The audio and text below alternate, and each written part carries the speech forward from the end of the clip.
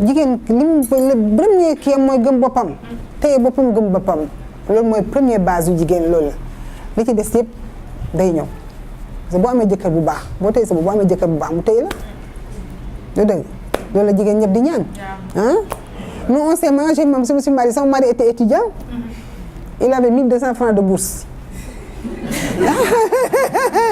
c'est français c'est ce qu'il avait mais Dieu merci maintenant il faut c'est-à-dire il faut nga ji nga da ngay ji mu sax da ngay ji mais tu attends quelqu'un qui est milliardaire il a quelqu'un déjà tu attends quelqu'un il a quelqu'un déjà mariez-vous un jeune sans rien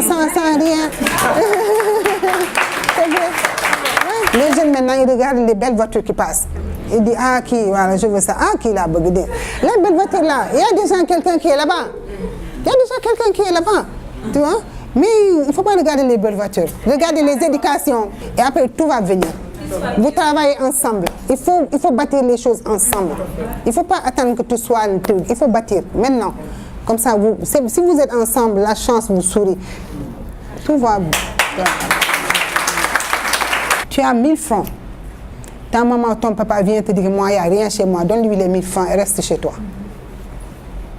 moi j'ai fait l'exemple j'ai eu une tante je venais d'arriver de France en 83 mon mari me donne l'argent pour le dépense j'étais en train de laver ma fille un bébé et ma tante qui vient chez moi avec des pleurs elle me dit il n'y a rien chez moi. Je dis c'est pour ça que tu pleures. Il me dit non, il ne faut pas pleurer. C'est comme si j'avais beaucoup.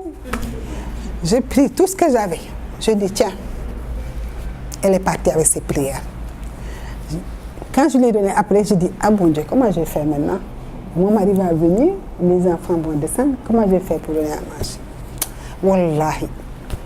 1 heure de temps après, j'ai une amie qui est venue avec un mouton, de la salade, des pommes de terre.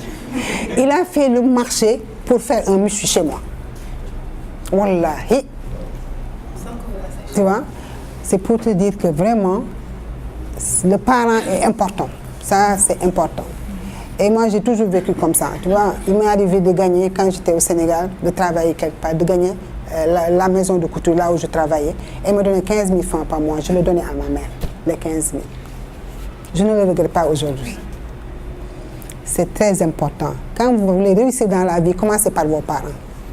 Même 100 francs, le matin, vous donnez ça à votre maman. Il faut jamais dire que j'ai pas, je ne peux pas, j'ai pas assez. Non, j'ai pas assez. Ça se dit pas aux parents. Non. On a 1000 francs, on lui donne et après on attend Dieu. Tu vois? Et ça, tout ce que vous cherchez dans la vie, vous l'avez. Tout ce que j'ai aujourd'hui, c'est grâce à mes parents, à ma mère. C'est elle qui prie tous les jours pour moi. J'ai peur de personne. Personne. J'ai peur de personne. Elle qui prie pour moi tous les jours. C'est pour ça que quand elle est malade, je suis complètement malade. Je suis complètement malade parce que vraiment j'ai peur qu'elle parte. Parce qu'elle prie tous les jours pour moi. Et je fais tout ce que je peux, je le fais. Même ce que je ne peux pas, je le fais pour elle. Tu vois? C'est le moins ça me galate. Même si je faisais le mannequinat,